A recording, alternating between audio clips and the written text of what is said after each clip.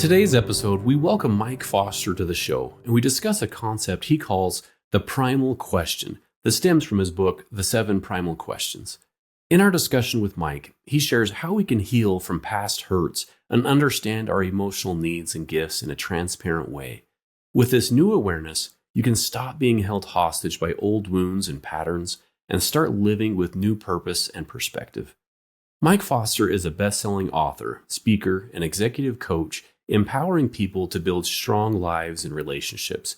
His new book, The 7 Primal Questions, is a revolutionary new way to understand our emotional needs.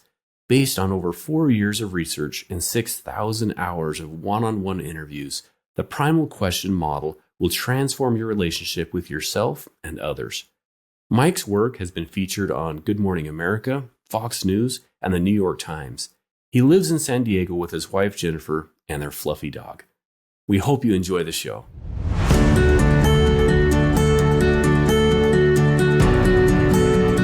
Hey friends, welcome to another episode of the Stronger Marriage Connection podcast. We're grateful that you're here. I'm Dr. Dave here at Utah State University, professor and family life specialist, alongside Dr. Liz Hale, our licensed clinical psychologist. We're dedicating this podcast to bring you the best research, the resources, and some tips and tools to help you have the marriage of your dreams.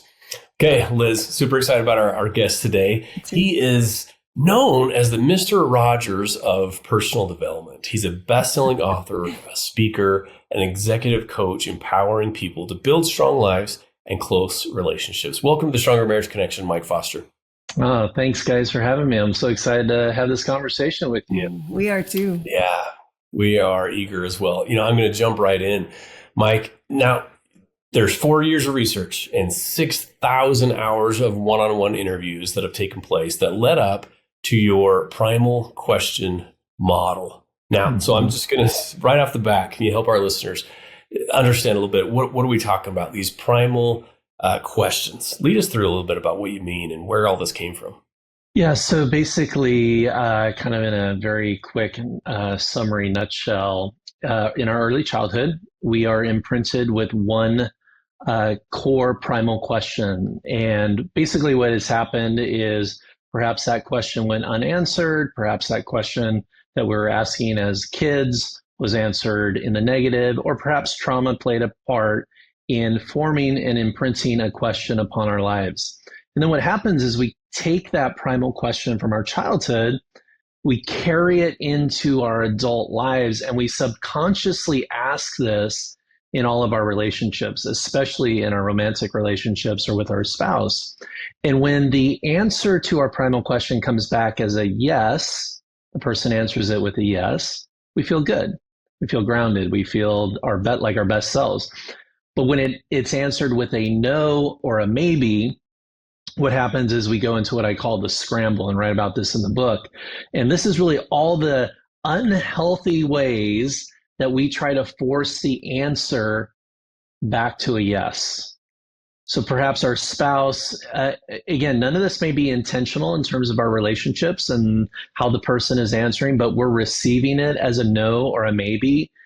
And that's going to bring out the worst in us, because now we're in these unhealthy coping mechanisms, unhealthy behaviors to try to force the answer back to a yes. And so what happens is, fundamentally, and what I talk about in the book, is these 7 questions are the hidden programming of our lives. And once we can understand the one question that's driving our life, that we keep asking, again, subconsciously over and over again, we can then bring that to the surface, start working with it, understand, like when we're talking to our spouse, how can we help our spouse answer our primal question with a yes versus our spouse unintentionally answering it with a no or a maybe. And so it's fundamental. Like I do a lot of couples counseling. It's fundamental to the work that we do in understanding our spouse and how to strengthen our marriage. Okay, so can you give us some examples of some of these questions? Yes. So basically, each of the questions, kind of in simple terms, Dave and Liz, they represent our highest emotional need that we have as a human being. And so And when this emotional need is met, we are our best selves. But when it's not being met in our lives, then we get into the scramble. So here are the 7 questions, and there's a specific order. Okay. Question number 1 is, am I safe? And that's actually my primal question. And my primal question got imprinted because of childhood abuse that I experienced as a child. And so my whole life, all of my relationships, my marriage, I am managing my safety. Okay. And so I need to be aware that the question, am I safe, is a very important question that I've got to sort of lead myself and make sure that that question's in a healthy place. Question number 2, am I secure? This really has to do with financial resources. Do I have enough financial resources to protect myself? So these are people I was just watching a video with Dwayne "The Rock" Johnson, and they were asking him what drives him, what is the thing of why he's the biggest movie star in the world right now. And he opened up and he was just sharing about how the most poignant memory that he has from his childhood is how he was afraid that they weren't going to be able to pay rent at the end of the month. And so if you look at Dwayne's life, yes, he's incredibly successful. He's incredibly rich. He has all kinds of, flying around in private jet, what have you. But the driver of him is he is just trying to answer his primal question with a yes. Am I secure? Do I have enough resources? Yes. And when it's answered with a no, he goes into his scramble. Question number 3, am I loved? This is about being seen, known, and heard. Question number 4, am I wanted? This is about pursuit, inclusion. Do you want me here? Belonging. Question 5 is around success. Am I successful? And so these folks tend to grow up in very competitive homes. Okay, they got imprinted where life is basically a competition, and winning is the goal. Winners win, and failure is not an option. And so these people are very driven by the pursuit of success and getting their primal question of, am I successful, answered with a yes. Question 6 is, am I good enough? These people tend to grow up in homes where had parents who were perhaps overly critical, perfectionistic. You never felt like you were measuring up. And so you then carry that question in your adulthood, and you keep subconsciously ask this. And when you get criticized, that sends you into your scramble. And then question 7, do I have purpose? And this is really what I found with this question is a lot of people who grew up in religious homes where faith was a really important part of their childhood.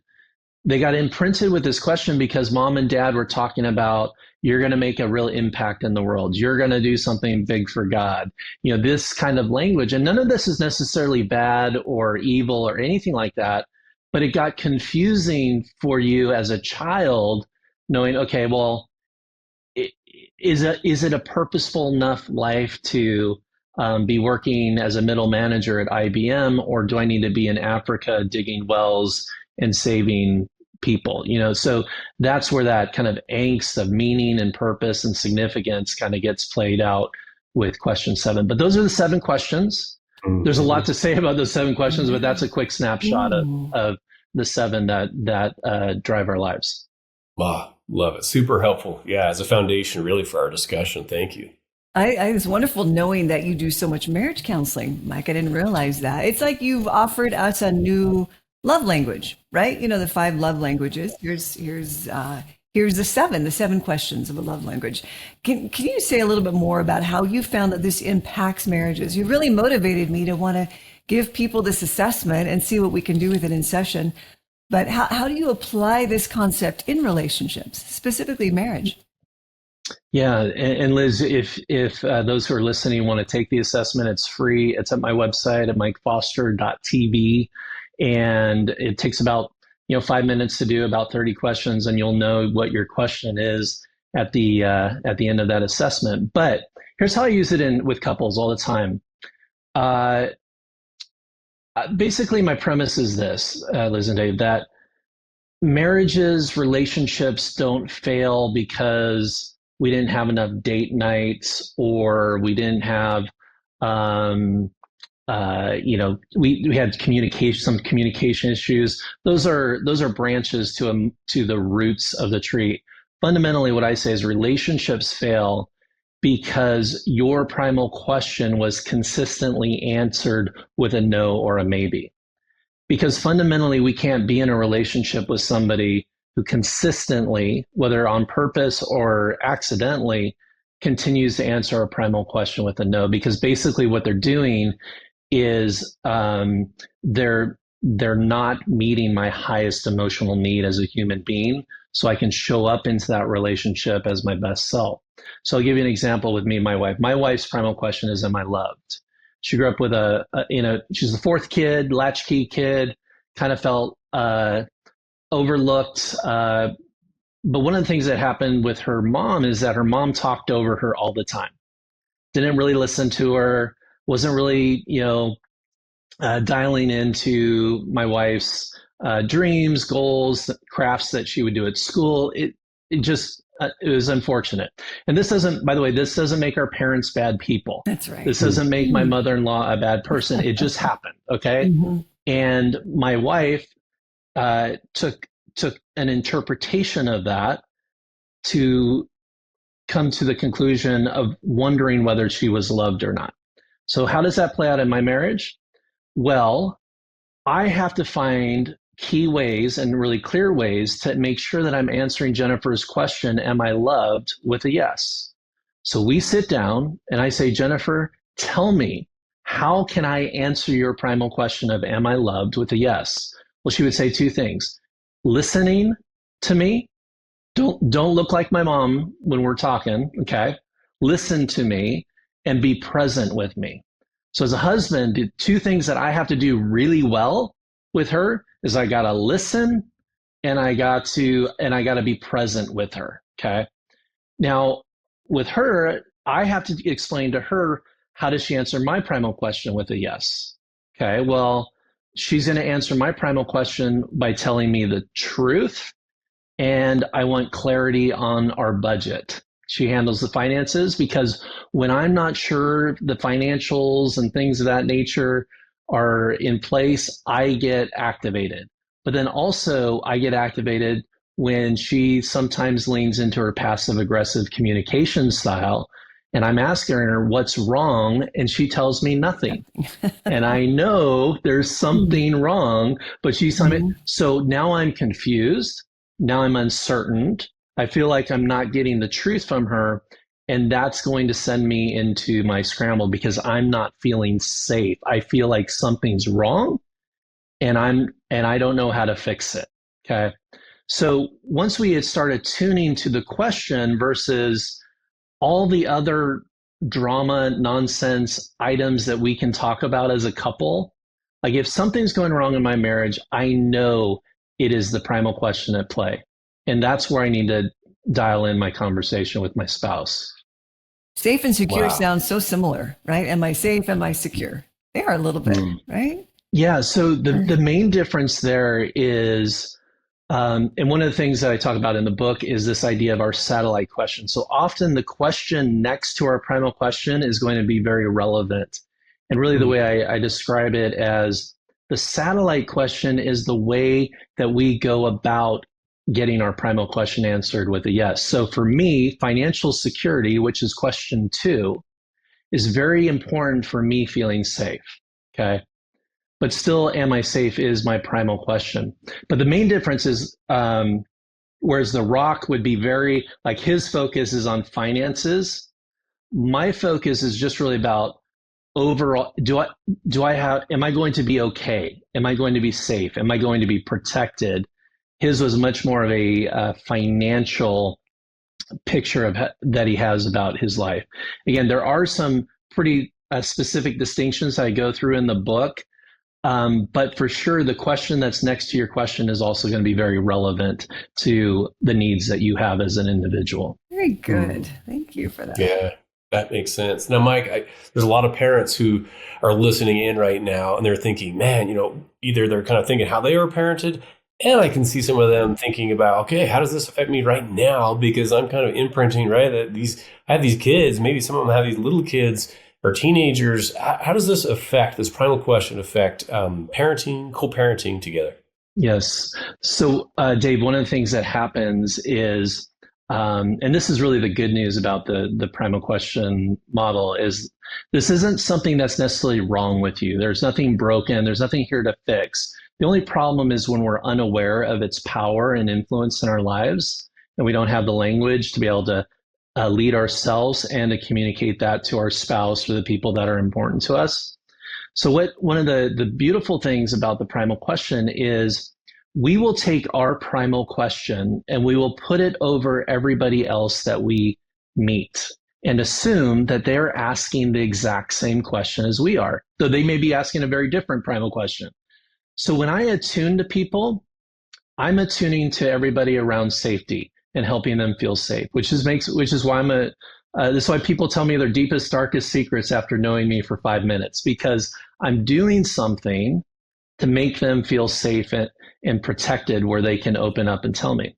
So how this impacts my parenting or your parenting or the listener's parenting style is we take our primal question and we place it over our child and we parent to our primal question.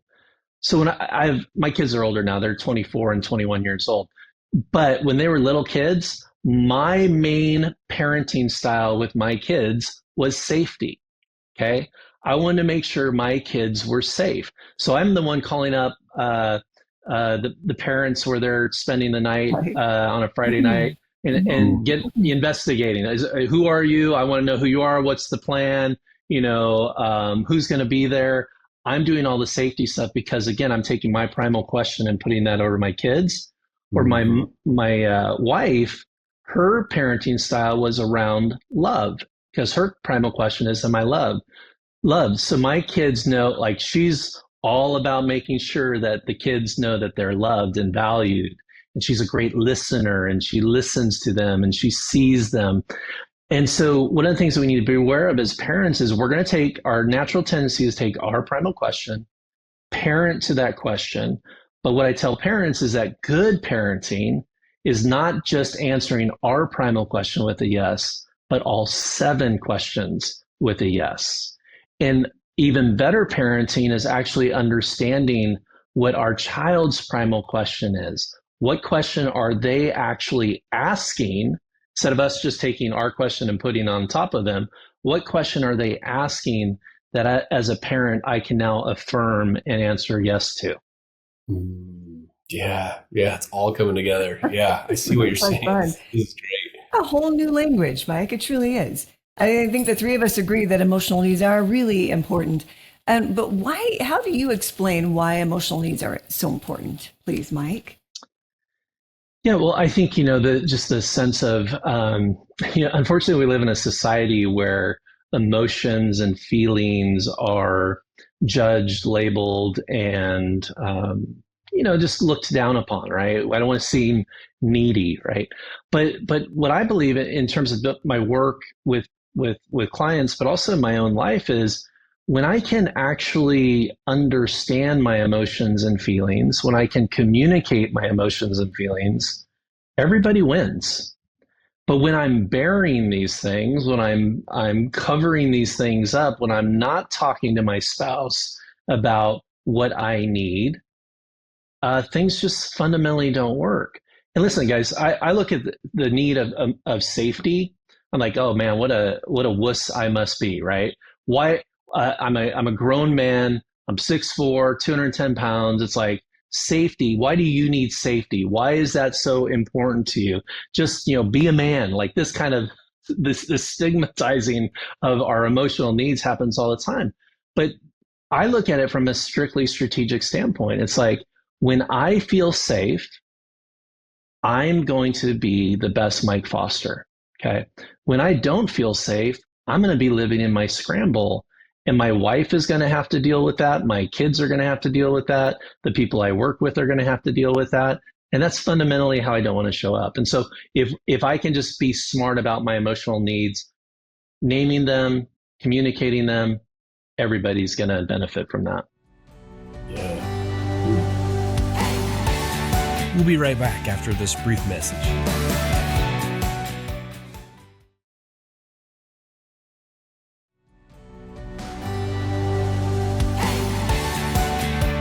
And we're back. Well, let's dive right in.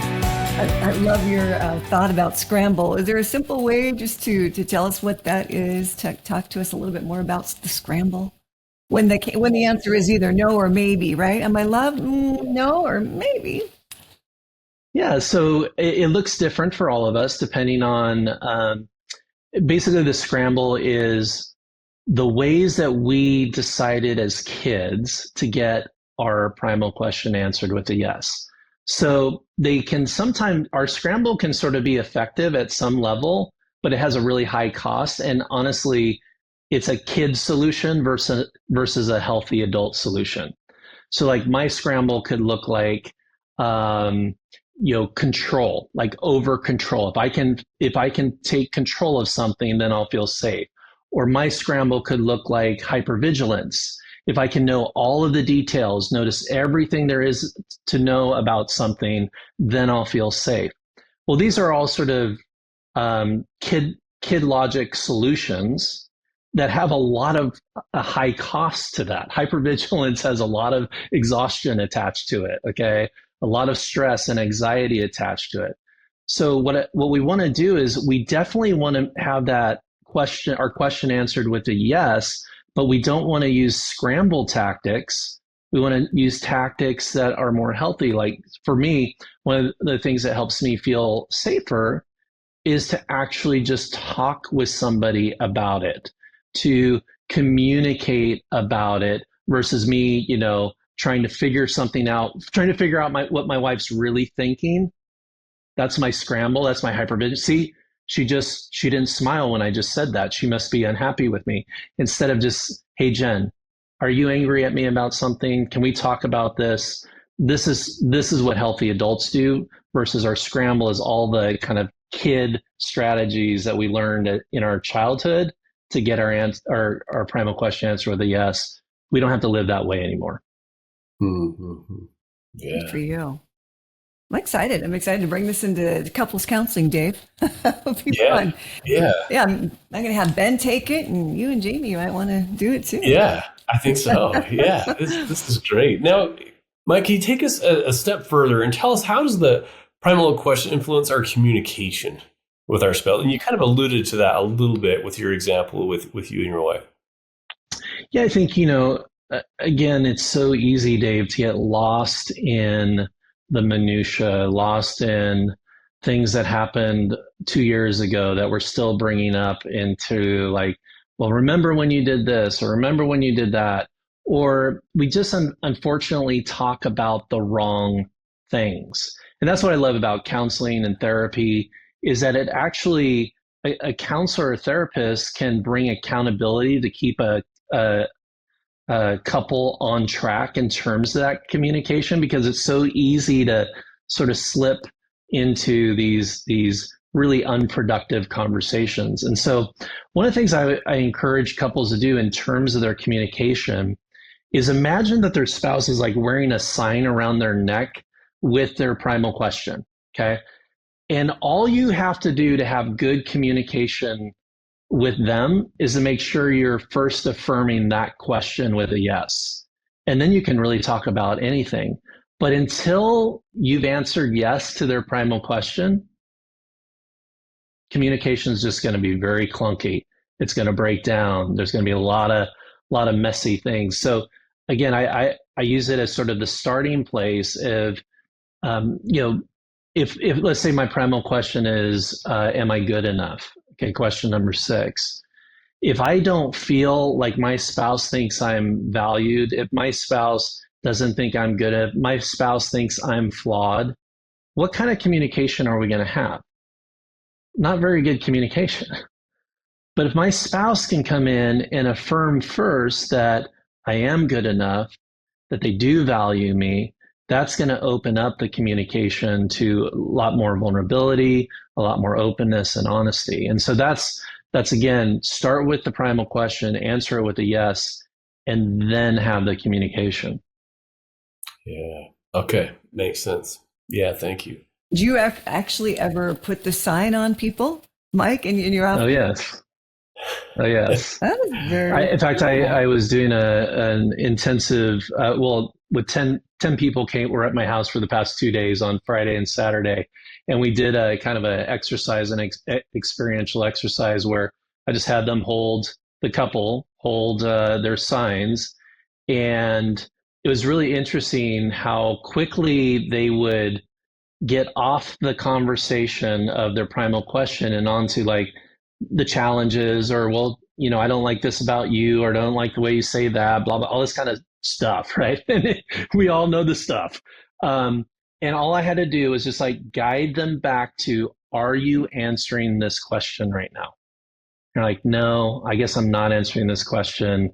I'm off on a tangent. If we can come back to the primal question, that's going to keep your relationship on track, and it's going to keep the communication on track. So yes, imagine like the sign, you hold it up. And what was fun when we were doing the exercise is they would be holding the sign, and it would they drop it a little bit, like more towards their waist. And as soon as they started getting off topic, I said, okay, raise that sign up. I got to put it right in front of your face so that they don't miss it. Like, answer that with a yes first before we talk about anything else. That's very cool. Yeah. When you take that great assessment and you have two, they comes up with two, right? Mine is, am I loved and do I have a purpose? Then do I kind of decide which one weighs a little more heavily, Mike, when you are generously given to? Totally. Yeah. And again, the quiz is just a great kind of starting point. But one of the things that the book will do is kind of unpack and clarify some of your results and help you kind of dial that in. But there's sort of three things that we would be looking at. Number one, your triggers. What are the things that trigger you or emotionally activate you, which is really your primal question being answered with a no. So what does that look like? What's going on? We look at kind of your family of origin. What was the thing that perhaps was confusing or missing in your childhood? And then the third thing that we would look at to kind of dial in your question is, what is your message to the world? Because what I found in the research, Dave and Liz, is that the message that's most important to you is the thing that you want other people to know is really your highest emotional need. So like, I want people to know that they're safe, that they're okay. Now, somebody who has question 7, do I have purpose, might be, I want you to know that you have a great plan for your life, that you're gonna impact people and your gifts and strengths matter. Somebody who has a question 4, their message to the world might be, everybody matters, everybody belongs, everybody is welcomed. Okay, and so if we think about kind of our messaging to friends, strangers, to our kids, like, what do we tell our kids all the time? It's probably going to reveal our primal question in that conversation. Pay attention. Mm-hmm. Pay attention to what we say to them. Yeah. I think that's interesting. How did you come up with this, Mike? Where does this all come from? Is there a short answer to that? The short answer is, I was actually in a counseling session with a client, and we were about 3 sessions in, and it was about the third hour of her complaining about her spouse and how he spent too much time on social media, would get home 15 minutes late for dinner, just all these kind of list of complaints, right? And I was just kind of like sitting there talking to her. I'm like, this is clearly not the problem. This is not what the issue is. It's not him, being home 15 minutes too late. And I literally, as I'm there, I'm like, I asked her, I said, I feel like you're just wanting him to answer one thing for you. And I feel like that question that you're asking him is, am I loved? Yeah. And, do you see me? Do you value me? And she's like, that's exactly what I want him to know. And I feel like all the stuff that he's doing is answering that question with a no. And so and that was like almost 5 years ago. And I started doing this with more and more clients and started exploring the idea of like, Could it be just one question that if we answered just this one question and got clarity on this one question and got that yes that we needed, does that change the dynamic in the relationship? And, a lot of research on attachment theory, trauma, how these imprints happen. We're just human sponges as kids, how core beliefs get formed. And it was just a really exciting journey how it kind of all came together. And it's been whittling down to make it as simple as possible so people can use it in their daily lives. I think I've made the mistake in marriage therapy of assuming the one question is the primal question for all. Do you love me? Right? Am I loved? Is that most common? Is there one that's more common than another? Or is yeah. It's good. Yeah. Is it pretty well? Yeah, there. The one that actually comes up the most is actually question 6. Am I good enough? There tends to be a spike there, and then definitely a spike at am I loved? Because those are, I think, both really incredibly important questions that I think a lot of us wonder about. But I also find a lot of people with success questions. They want to be successful.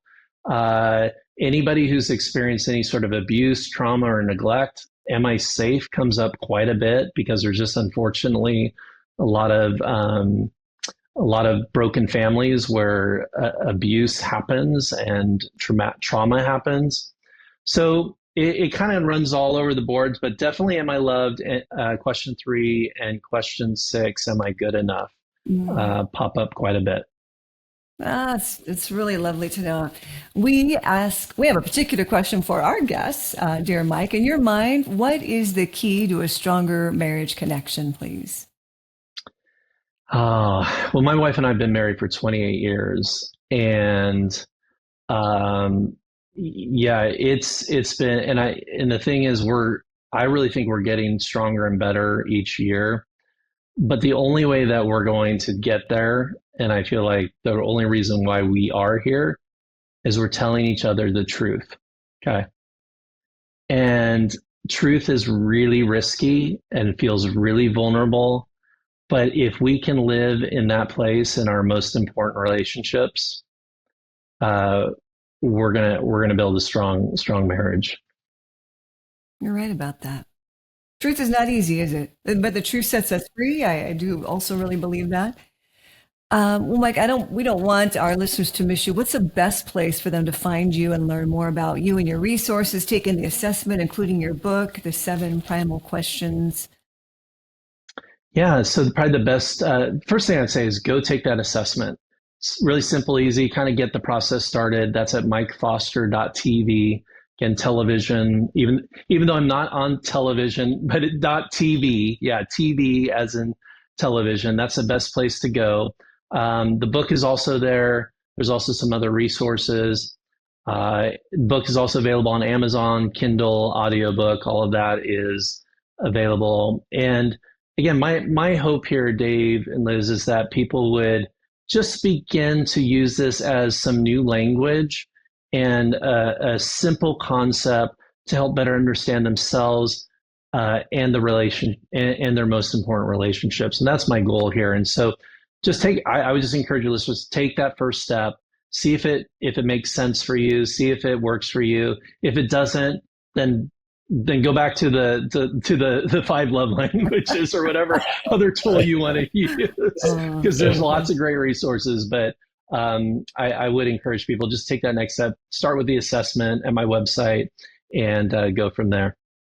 Oh man, super helpful. Yeah, we'll put the link, the mikefoster.tv, on our show notes as well. Any social media and other links, Mike, that we'll share with others. Hey, before we let you go, and you mentioned this, so I have a feeling I know what you're going to say, but I'm going to let you say it anyway. As far as your takeaway of the day, all right, your one message that you want listeners to remember from what we've talked about. Yeah. One of the things I write about in the book is that awareness is not enough. Okay. We have to take awareness and move it into action. And so that's the only way that we grow. That's the only way we create change. And so take some action. If you want things to change, we can't just think about it, know about it, ponder it, have philosophical conversations with ourselves about it, we actually have to do something differently. So that, again, that assessment then is the first step. That's kind of the awareness, but that won't do anything unless they take action. That's right. That's great. Liz, what about you? What's your takeaway today with our conversation with Mike? You know, I have to admit, as much as I try to pull away from childhood stuff, because I feel like the here and now is so important, I have, my takeaway is really that behavioral adaptation, that we get from childhood and how it makes a difference in our lives today, the triggers that we have, the what was the other word that Mike used? Oh, just what was missing back then. And that really does set us up a little bit. Gosh, yep, I'm going to do better. I'm going to send out the assessment to several of my couples right now. Dave, what about your takeaway? Yeah, I think that, it feels like this relates so much to a lot of, I go and do presentations, Mike, on happiness and positivity and relationships. And it feels like this relates so close to the needs of safety, satisfaction, and connection that I talk about. I just feel like, man, this just aligns so well with those concepts, as well as I think ACEs, right? These adverse childhood experiences. And that's more of this awareness, of bringing awareness of maybe these deep unmet needs, these emotional needs that you talked about. So that really resonated. So I've really, really enjoyed listening to you and our discussion today, Mike. So thank you. Well, thanks, Dave and Liz. It's been an honor to share this with you guys. And thank you, too, for the work that you do to help others. I greatly admire you. And I think the idea of stronger marriages, stronger lives, I think the three of us are definitely all in alignment that the world needs more of that. Oh, absolutely. Yes. Well, thanks again, my friend. It was great chatting with you. And that's all for this episode, my friends. We'll see you next time on another episode of Stronger Marriage Connection. And remember, it's the small things that create a stronger marriage connection. Take care now. We'll see you. Thanks for joining us today. Hey, do us a favor and take a few minutes to subscribe to our podcast and the Utah Marriage Commission YouTube channel, where you can watch this and every episode of the show. When you hit the like button and leave a comment, your feedback helps us improve the show. And don't forget to share this episode with a friend. You can also follow and connect with us on Instagram at Stronger Marriage Life and on Facebook at Stronger Marriage. Be sure to share with us what topics you want us to explore or what you loved about today's episode. If you want even more resources to improve your relationship connection, visit our website at strongermarriage.org, where you'll find free workshops, webinars, relationship surveys, and more. Each episode of Stronger Marriage Connection is hosted and sponsored by the Utah Marriage Commission at Utah State University. And finally, a big thanks to our producers Rex Polanis and Alexis Alcott and the team at Utah State University. And you, our audience, you make this show possible.